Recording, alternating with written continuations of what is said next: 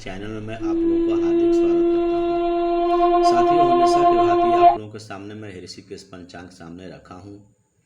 मैं आज इस पंचांग के माध्यम से एक ऐसी बातें बताने जा रहा हूँ जो आप पंचांग देखकर ही समझ जाएंगे कि कितना ये अच्छा समय, अच्छा मुहूर्त, अच्छा सारणी दिया हुआ है कि हम इधर उधर दूसरे की बातों को, अन्य किताबों का सहारा लिया करते हैं। आज हम लोग इस पंचांग में सीखेंगे कि दशा, महादशा, प्रत्यंतर दशा, अंतरदशा, प्राण दशा, सूक्ष्म दशा, ये सब क्या होते हैं और इसको कैसे देखा जाता है। तो साथियों, मैं आप लोगों को हमेशा यह कोशिश करता हूँ कि नई से नई बातों को मैं आप लोगों के सामने रखूँ।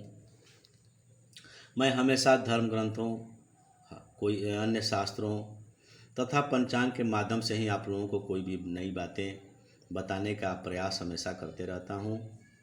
साथियों, आज हम लोग देखें कि महादशा क्या होता है, उसको देखने के तरीका क्या है। इस प्रकार हम लोग आज देखें, देर न करें, आगे बढ़ते हैं। तो आए देखें पेज नंबर ऋषिकेश पंचांग के 37-39 ऐसे दिया है, लेकिन 36 हमारा नंबर है। 36 नंबर पर हम लोग देखें, यहाँ दिया हुआ है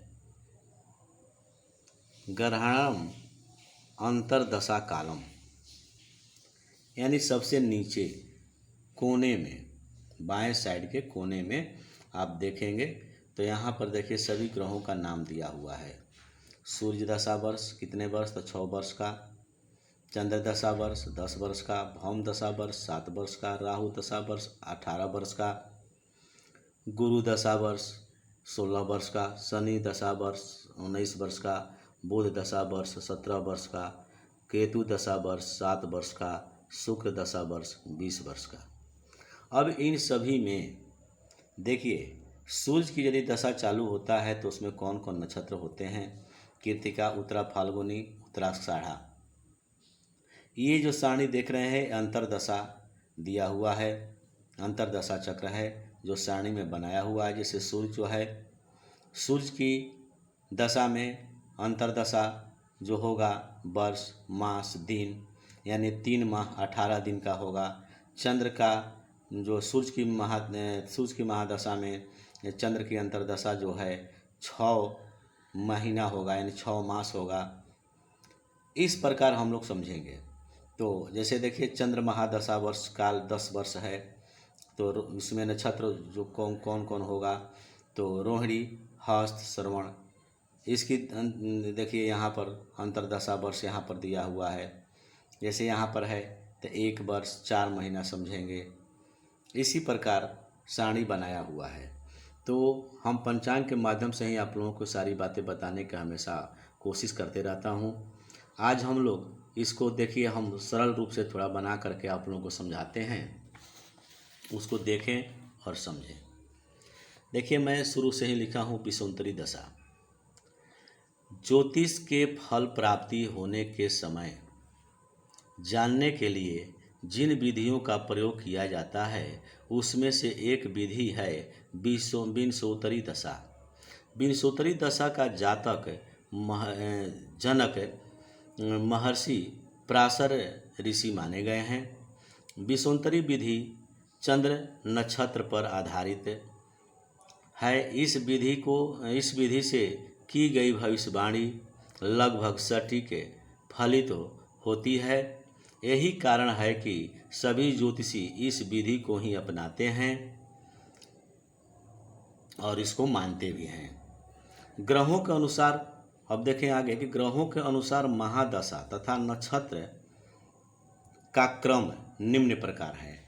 जो हम लोग अभी पंचांग में देखे उसी को मैंने थोड़ा सा सरल सीधा करके और उस सारणी को बनाया हूँ।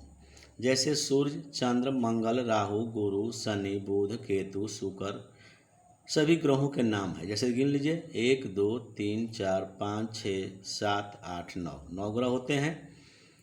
अब आप लोग भ्रम में पड़ते होंगे कि ये जो सूर्य, चंद्र, मंगल के बाद राहु दे दिया गया है, राहु के बाद गुरु दे दिया गया है, फिर शनि दे दिया गया है, ये सीरियल से क्यों नहीं है, यानी क्रमानुसार क्यों नहीं है? तो उसके लिए एक सूत्र है जो मैं इसमें लिखा हूँ और आपको बताता हूँ। वो सूत्र यदि आप याद कर लेते हैं तो आपको भ्रम में पड़ने की आवश्यकता नहीं पड़ेगी। यानी महादशा में दशा जो ग्रह का चलता है वो इसी क्रमानुसार चलता है। उसका एक याद करने का सरल तरीका है, जैसे मैं यहाँ दिया हूँ सूत्र, जिसको आप लोग याद कर लें। आचम भौरा जी सबु केसु, यदि इतना आप याद कर लेते हैं, आचम भौरा जी सबु केसु, तो दो चार बार यदि रिवाइज करेंगे तो आपको याद हो जाएगा। आ से होता है आदित्य, यानी आदित्य यानी सूर्य। चम से होता है चंद्रमा। भौरा जी, भौरा से होता है, भौ से मंगल, भौमार भी कहते हैं। रा से राहु, जी से गुरु, स से शनि, बु से सबु केसु, यानी बु से बुध, के से केतु और सु से शुक्र। यानी ये एक सूत्र है, आचम भौरा जी सबु केसु, यानी आचम भौरा जी सबु केसु। इसको आप थोड़ा सा याद कर लें तो आप सीरियल इसका समझ जाएंगे। यानी इसके बाद ये राशि, ये ग्रह आता है, इसके बाद ये ग्रह आता है, इस प्रकार हम लोग क्रमानुसार समझेंगे। जो उस अभी पंचांग में हम लोग देखें 6, 10, 7, यानी हर एक ग्रह का, जैसे मंगल का 7 वर्ष, राहु का 18 वर्ष, इस प्रकार ये वर्ष दिया है, महादशा वर्ष का समय दिया हुआ है। नक्षत्र जो हम लोग 3-3 नक्षत्र लिया गया है, जैसे 27 नक्षत्र होता है, 9 ग्रह होता है, तो 9 तिया 27 करेंगे तो आपको क्लियर हो जाएगा। यानी एक ग्रह जो है 3 नक्षत्र का आधिपत्य रखते हैं। इस प्रकार सभी नक्षत्रों का नाम दिया हुआ है और इन सभी महादशा के वर्ष को गिनती करेंगे, जोड़ेंगे तो 120 वर्ष आएगा। यानी 120 वर्ष मानव का आयु माना गया है पंचांग में, यानी विंशोत्तरी दशा में। आए दिन तो 120 वर्ष किसी की आयु होती नहीं है, लेकिन हमेशा जीवन में व्यक्तियों के साथ किसी न किसी ग्रह की दशा चलते रहता है। आए विशेष में देखें, सभी 9 ग्रहों की महादशा 120 वर्ष, जो कि यह चक्र है। तो इस चक्र को, एक चक्र के भागों को में, इस चक्र के एक भागों में बताया गया है कि प्रत्येक भाग किसी न किसी ग्रह में शासित होता है। मैंने कहने का मतलब है, यदि नए से समझ रहे हैं तो सीधा समझे कि जितने भी महादशा चल रहे हैं, जितने भी नक्षत्र हैं, सभी नक्षत्र का 3 नक्षत्र मिला करके एक ग्रह, उनके पर एक ग्रह से ही हम लोग फल को निकालते हैं। उनका शासन होता है, उनका आधिपत्य होता है। प्रत्येक ग्रह के 3-3 नक्षत्र प्राप्त हैं। जैसे मैंने पूर्व में आप लोग को ये तीनों नक्षत्र के बारे में बताया। इस नक्षत्रों की संख्या 27 है, जो कि 9 से विभाजित होता है। किसी नक्षत्र में ग्रह की महादशा चंद्रमा की स्थिति पर निर्भर करता है। चंद्रमा की स्थिति उपस्थिति पर ही आधारित है। जन्म के समय चंद्रमा किसी नक्षत्र में प्रवेश करता है। जब किसी नक्षत्र में प्रवेश करता है तो उस नक्षत्र के ग्रह को उपरयुक्त सारणी में, यानी इस सारणी में हम लोग देखेंगे, चाहे पंचांग की सारणी में देखेंगे, देख करके महादशा बताते हैं। यानी कहने का मतलब जिस दिन बालक का जन्म होगा, जिस दिन बच्चा का जन्म होगा, उस दिन कोई न कोई नक्षत्र चल रहा होगा। तो उस नक्षत्र में चंद्रमा को दिखाता है कि चंद्रमा का भोगांश किस नक्षत्र में है, चंद्रमा क्या भोगांश कितना बीत चुका है और कितना अवशेष रह चुका है।